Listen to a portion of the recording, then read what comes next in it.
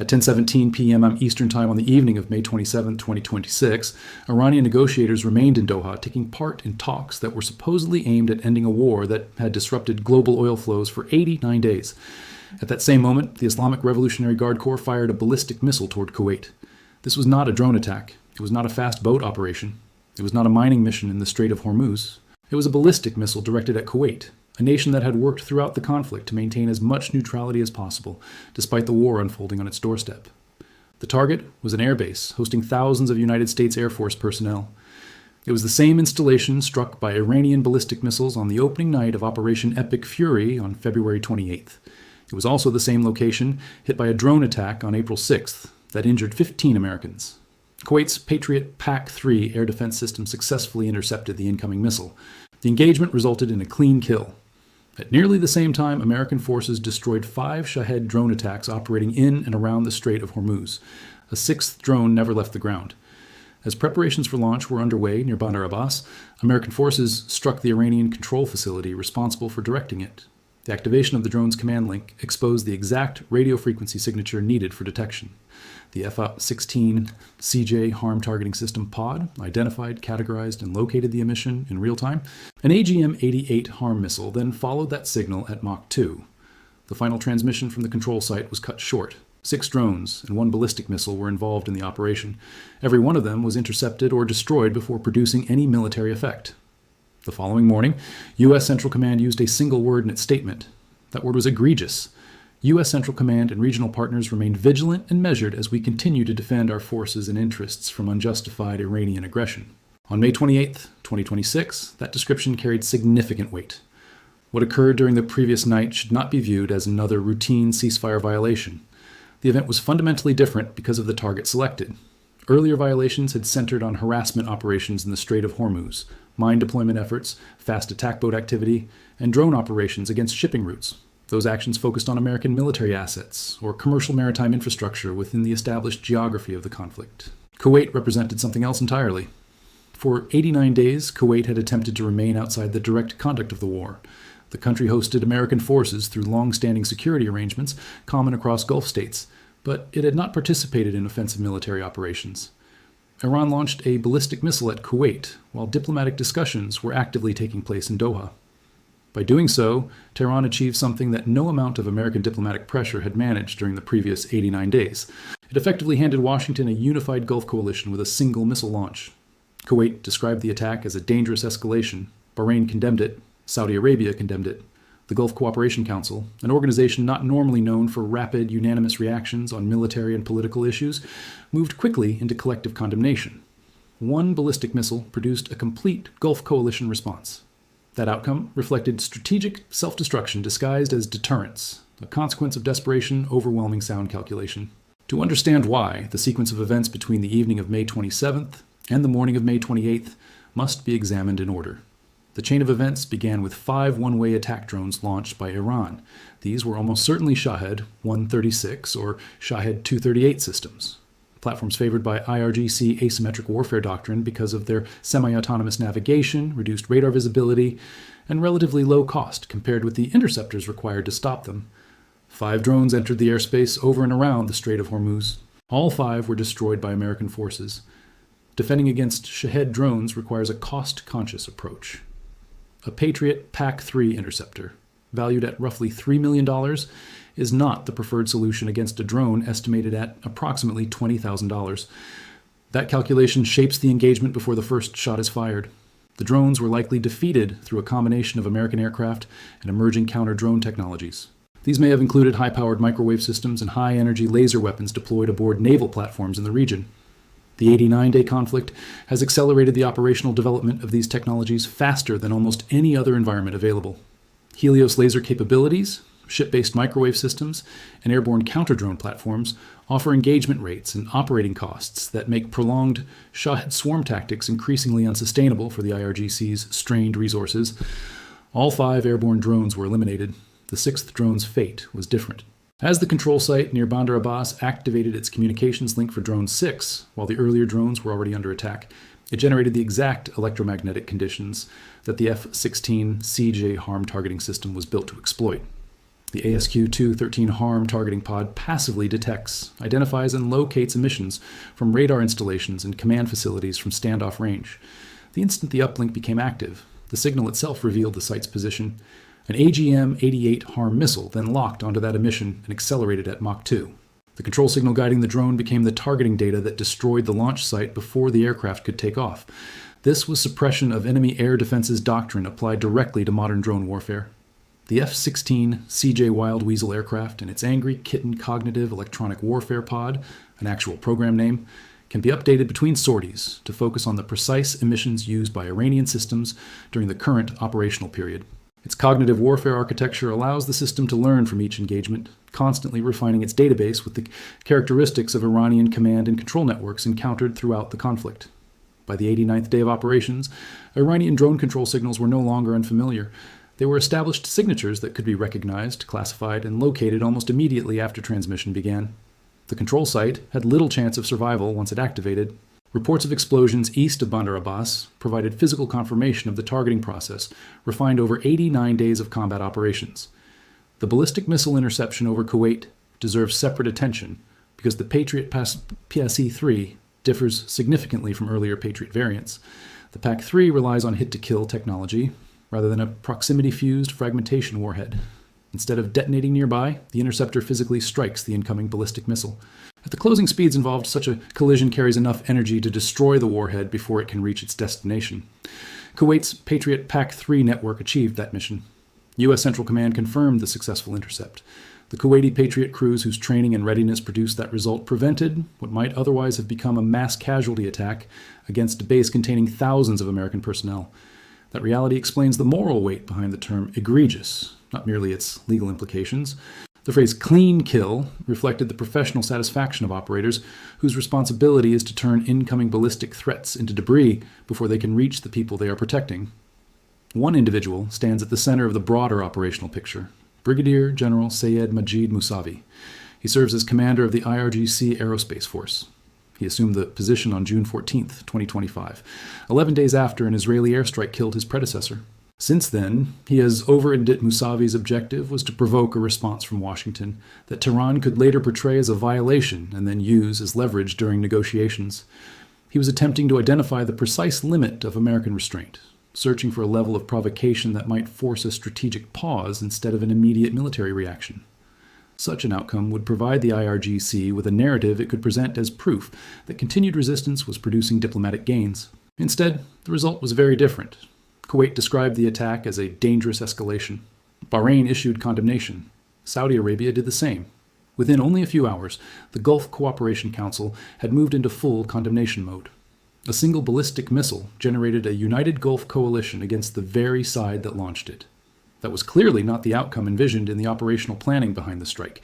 Treasury Secretary Bessent's statement released on the morning of May 28, 2026, offers perhaps the clearest indication of how Washington is interpreting the connection between the Doha negotiations and the missile and drone attacks from the previous night.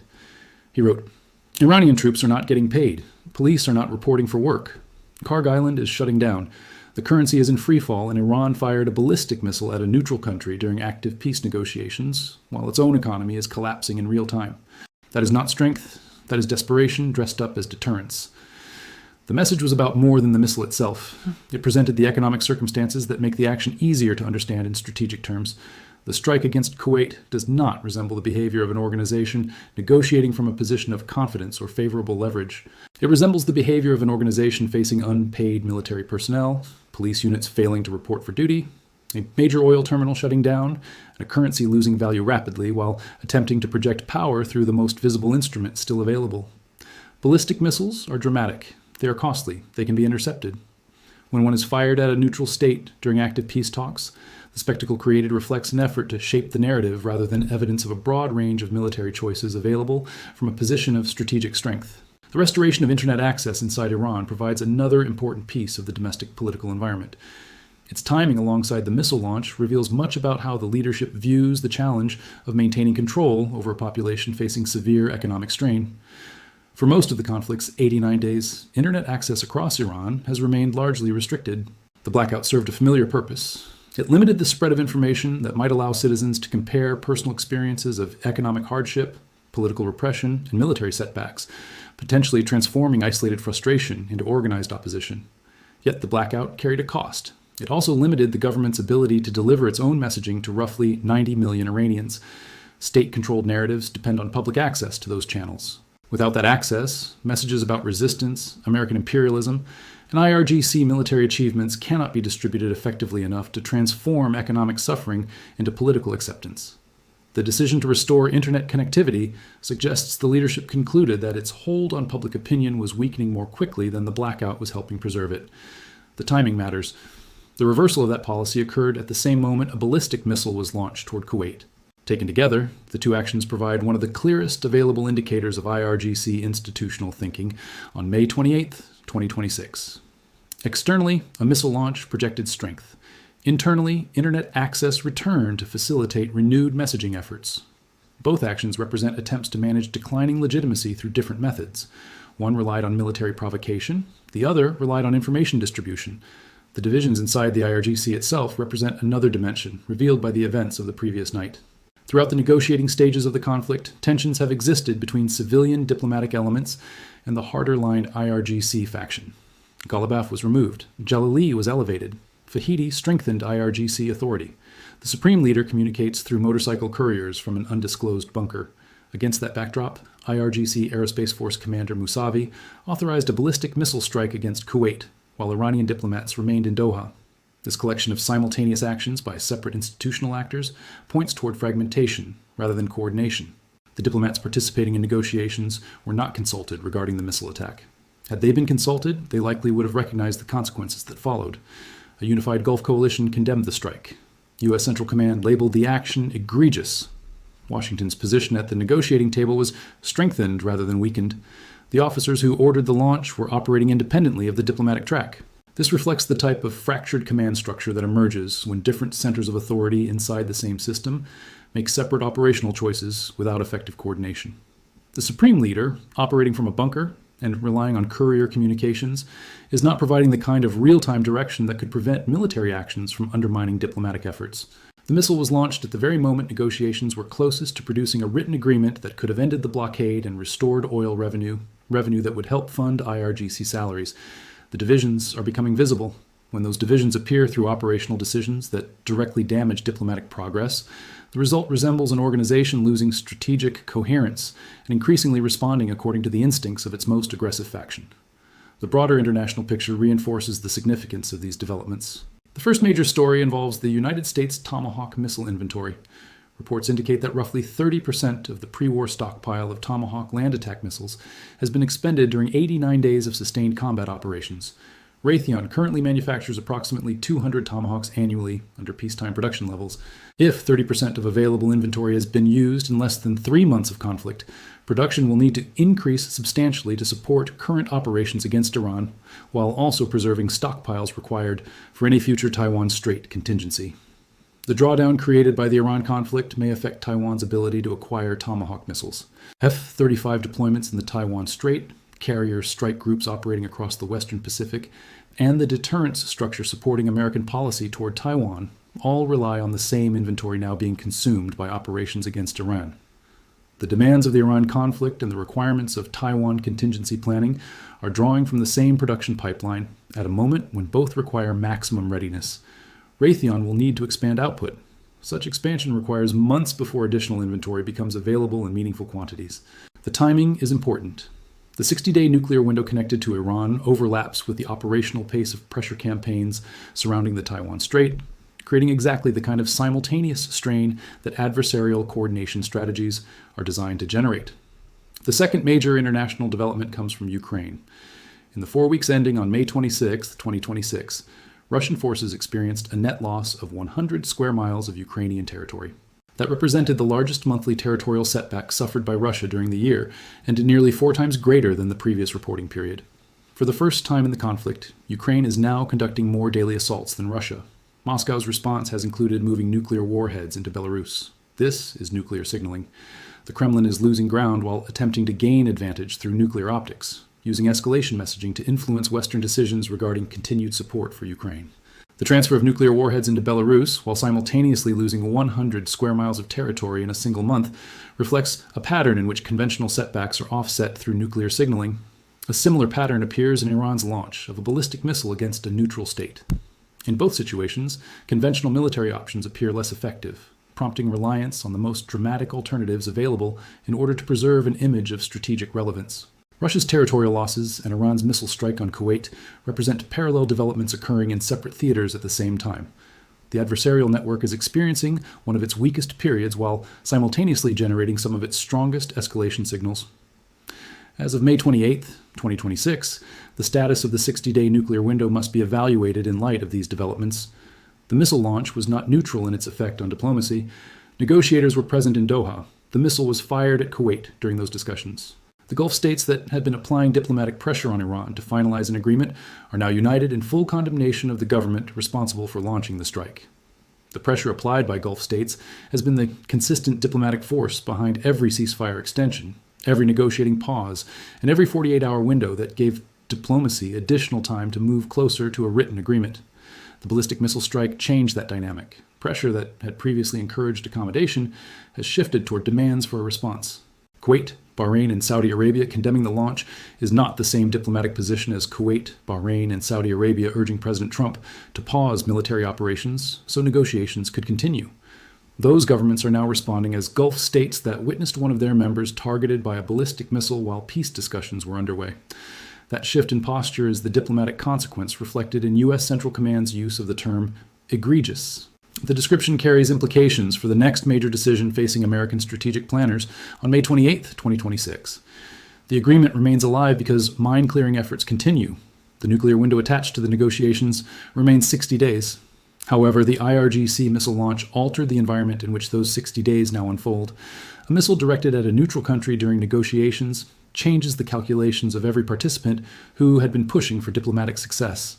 One of the most important developments on May 28, 2026, concerns the continued survival of the IAEA destruction in place proposal. American officials introduced this option as additional flexibility regarding the disposition of uranium. President Trump proposed that the uranium could be destroyed inside Iran under IAEA supervision, rather than being physically transported out of the country. The proposal was specifically designed to respect the Supreme Leader's instruction that the material remain inside Iran while also meeting the American requirement that it not be available for weapons use. That option existed before the missile launch. Whether it remains available after the ceasefire violation described by U.S. Central Command as egregious is now one of the central diplomatic questions. The issue is no longer simply whether flexibility exists. The issue is whether that flexibility can survive the domestic political atmosphere and Gulf state reaction created by a ballistic missile strike against Kuwait during active negotiations. The next 24 hours will begin providing answers through the decisions, statements, and actions of officials responsible for determining whether the 60-day window continues or whether the process shifts toward Plan B. Preparations connected to that alternative were already reflected in Memorial Day weekend Situation Room activity and Secretary Rubio's NATO meeting in Helsingborg. Bandar Abbas remains the military geography receiving the highest level of American attention. Its significance makes every development in the area a priority for intelligence collection. Bandar Abbas represents Iran's last major concentration of residual naval and missile capability that survived the first 89 days of the conflict. Underground facilities near Bandar Abbas may still contain submarines, fast attack craft, and drone systems. Ground control locations operating in the area continue emitting signals that the F-16CJ's Angry Kitten pod is detecting, recording, and incorporating into its threat database after every mission. Explosions reported east of Bandar Abbas on the morning of May 28, 2026, confirmed the American strike against the control facility associated with Drone 6, P-8. Poseidon patrol flights operating over Bandar Abbas and Karg Island have spent the conflict building an acoustic targeting picture of underwater activity. Lamprey tracking systems monitor the water column. Towed array sonar signatures are collected by Arleigh Burke destroyers. Virginia-class nuclear attack submarines remain below the surface in the darkness. Across the theater, surveillance and strike assets have converged on Bandar Abbas because it remains the center of gravity for Iran's surviving asymmetric military capability. Brigadier General Mousavi assumed his current position 11 days after witnessing his predecessor eliminated in an airstrike.